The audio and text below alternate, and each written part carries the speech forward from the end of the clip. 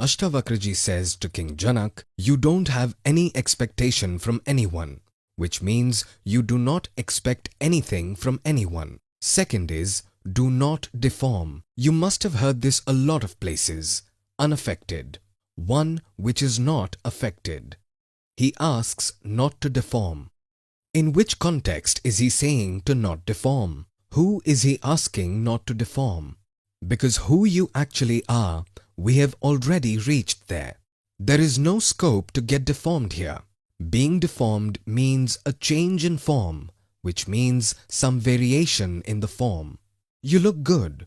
Assume an accident occurs and your skin burnt out. Now you look deformed. What happened to the skin? There was a deformation. You became old. When you were young, you looked handsome. When you grew old, your face had all these wrinkles. What happened? There was a deformation.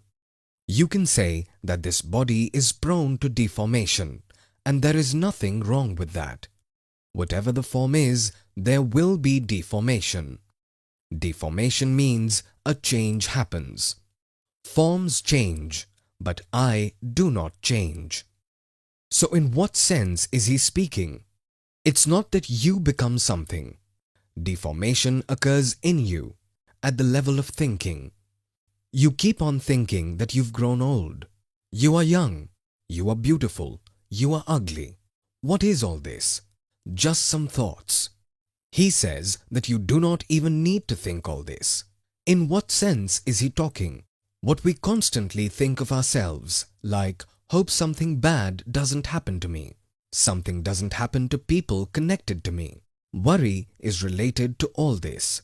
It is related to I. You do not worry about the neighbors. You are sitting here and you do not worry about unknown people. You are not worried about what happens if there is an earthquake in Africa. You are worried about what might happen if the place you are currently in experiences an earthquake. What is he saying? Do not worry, because what is going to happen will happen. This form is definitely be destroyed. But this doesn't mean that we needn't keep it fit. Whatever effort you can put on the outside to keep it fit, you should continue doing that, but be completely relaxed from within. If on the outside you are exercising, doing yoga and running, you still have to be relaxed from within and be strain-free, which means do not take stress unto yourself. Even if you encounter stress at times, just look back and see who you actually are. All the stress will die out. The moment you look at yourself, the real self, and you know it for sure that you are that self, there is no place for stress. What remains after that? Only the sensations on the outer side remains, which you call bad. You call it sorrow. You call it weeping. All this still remains after that. But there is no stress there. All of it is happening naturally. When the kids are crying, they are not stressed. They cry with the flow. They laugh with the flow. So weeping isn't stress. A kid is crying after getting hurt. That is not stress. You are just sitting and continuously thinking, are sad. Being sad is being stressed. Neither is he laughing out heartily nor crying out his lungs. He is frightened in both cases. He is thinking a lot. This is stress. So be entirely strain-free. Do not keep any stress with yourself. What is he ultimately saying to you? Whom is he speaking to? He is speaking to your thoughts. He is speaking to your understanding. He is speaking to your mind. He is trying to convey that you should keep your understanding the same as who you actually are. Your qualities are being explained to you. The reality doesn't expect anything from anyone. It is the same for both the good and the bad. It is not biased.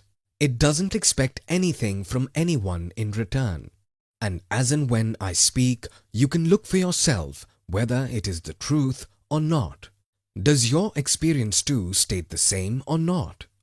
Is there any difference at the level of the sound of silence? Let's keep aside the sound of silence too. Is there any difference at the level of water? Your body has water. My body has water. The criminal's body in jail also has water. It is also in animals and trees. There is no difference in the level of water. Do not be deformed. Do you get deformed? If you do not get deformed, why do your thoughts get deformed? If you do not change, why do your thoughts change? The thoughts not related to the objects, but related to the subject. There are two types of thoughts. One which is related to the objects and change do not bring sorrow to us.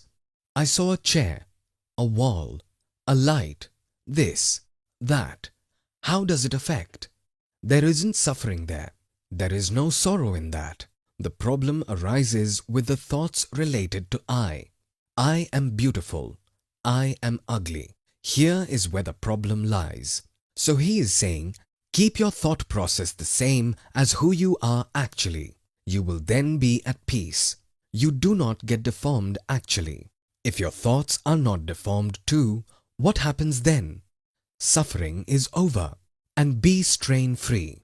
The reality holds on to this entire universe's stress, but there is no strain on it.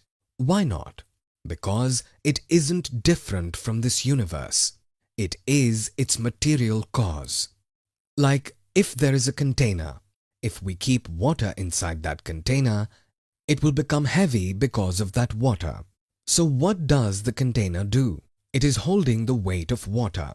But there are waves in an ocean, huge waves. There is water in those waves.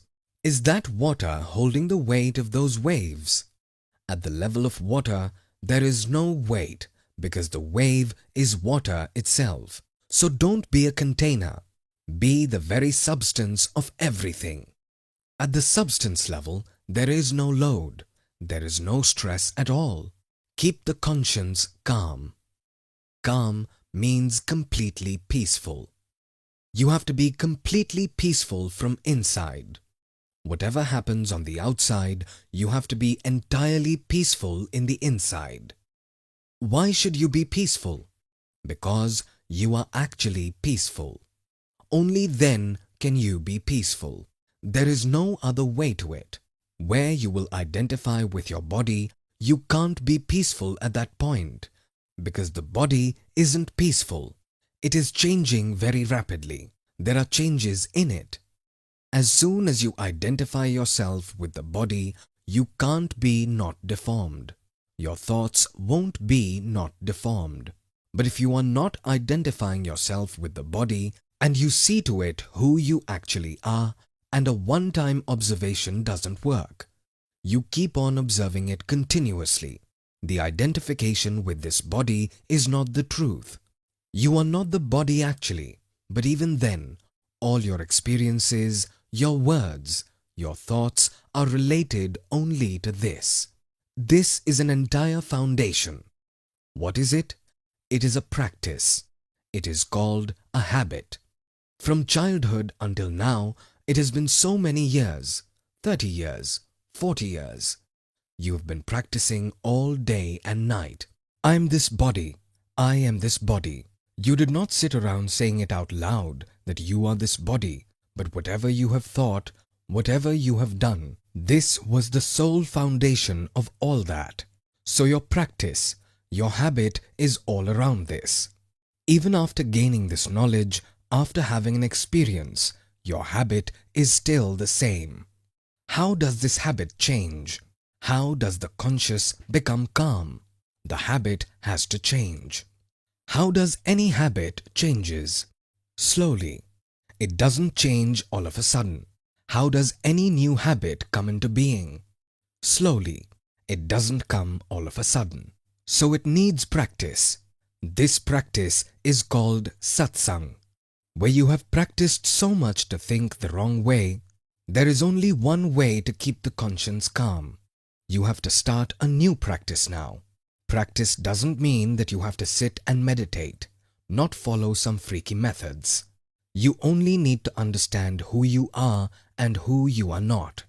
You have to relate it to your experiences, whatever the scriptures say.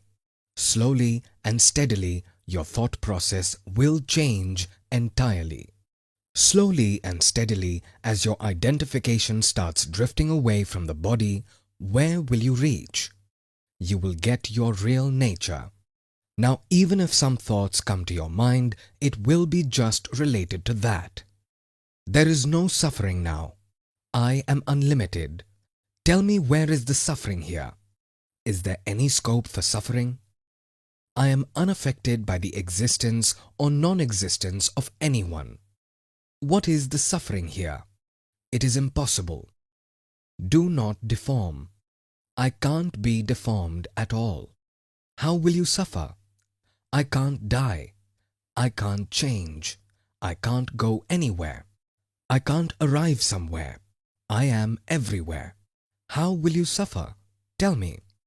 This is a new practice which is completely different from this world. This world, because of its ignorance, they never observe what the truth is. Keep the conscience calm.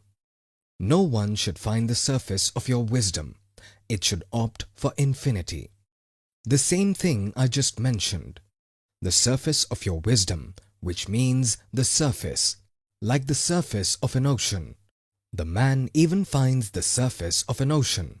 He finds it 1 kilometer below, 2 kilometers below, 3 kilometers below. Its surface is definitely found at some place.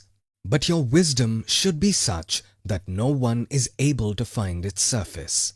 It should opt for infinity. If wisdom is focusing on something which has no end, there is no end to the wisdom too. Infinity is something which has no end. If the wisdom is busy with something which is finite, the wisdom will be finite too. The wisdom can be busy with a huge thing, or a small thing, or whichever thing.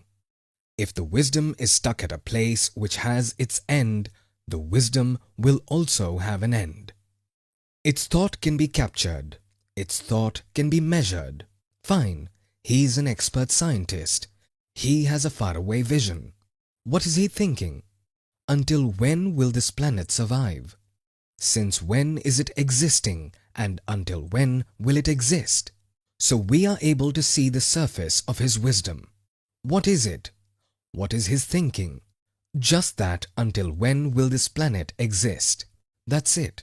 What is this planet if we compare it with the universe? It is possible that there is another superior scientist. He is not thinking about the duration of the existence of this planet. He understands that this planet is nothing. Planets are created and destroyed. He is thinking about the birth of this universe, and until when will it exist? We can gauge his wisdom too. But the one who understands this universe, until when will he survive? Now catch it. You can't go any further than this. So be busy with the infinity. Don't be impatient because of anything. Impatient again means petty thinking, being sad, being tensed. Whoever is sad is because of his petty thinking. He who thinks big can never be sad. You have sole faith in your conscious essence alone. It means whatever is meant to be done on the outside, you keep on doing it. Whatever is required to be done for your survival. But your concentration should be entirely on your conscious essence. Not forcefully. Not because this work has been assigned to you by the scripture. Not because ASHTAVAKRA Ji is saying so. But because you are wise enough. You need a lot of wisdom for this. Foolish people won't understand all this stuff at all. If you do not focus your mind, which means your conscious, or your thoughts to your essence. What does it mean then? Didn't we understand its meaning till date? How many times have you focused your mind on people, on things, on situations, and on this world? What did you achieve in the end? What has happened? Nothing. Back to square point. It means you have reached the point where you started it all. You started from sorrow and you have reached back to sorrow. If you weren't sad, if you weren't alone, you would have not attached yourself with anyone. One is being attached at the outer level. Fine, he is my husband, she is my wife. That is at a very surface level. One is being sad from within because of your husband. This is what attachment means. So as soon as your mind moved away from your essence, as soon as your thoughts were everything in the world but your essence, you should understand that you are getting trapped in an amazing trap. If you want to contemplate, contemplate about your essence. Because if the contemplation was solid enough, a pointed one. If this thought was one-pointed, a lone has been used here. If your lone thought was entirely focused on your essence, what will happen? One fine day, there won't be any scope for contemplation too. Why to contemplate if you have understood that your basic nature is happiness? Why to think any more? What's more than that? I am sad, hence I need to do something. I need to achieve something, hence I have the fear of losing. Hence I need to connect to someone, hence I need someone. I am alone, that is why I fear loneliness. That is why I get bored when I am alone. That is why I need some company. And the company I yearn for can dominate me. But if I'm not alone at all, if I exist alone, what does alone mean? I am different from everyone else and I am alone. I am lonely. But if I am the only one, it is different from being lonely. I am not alone. It is only I who exist in this entire creation. So this is what being said. It is being said because it is conclusive. As and when the contemplation goes deeper and deeper, the mind will die. What does die mean? There won't be any space for thoughts. It doesn't mean your brain will die. It will rather become sharper. Brain will be sharper beyond limits. What is our brain? What goes on in this brain? Petty thoughts, petty words. This is what usually happens. One whose brain is focused on the infinite, it means his brain is completely empty. It means that the brain is functioning at its 100% capacity. When we purchase a new computer, its performance is quite good. After some months, it degrades completely. It starts hanging. Why? Because the computer will be as fast as the amount of empty space available in it. What do people make out of it when it's said that the brain will die? People start fearing even this. Mind will die means all the thoughts related to stress will die. Sorrow will die. All bogus tension will be wiped out. Stress will die. All those thoughts which pull you down will die. You have sole faith in your conscious essence alone.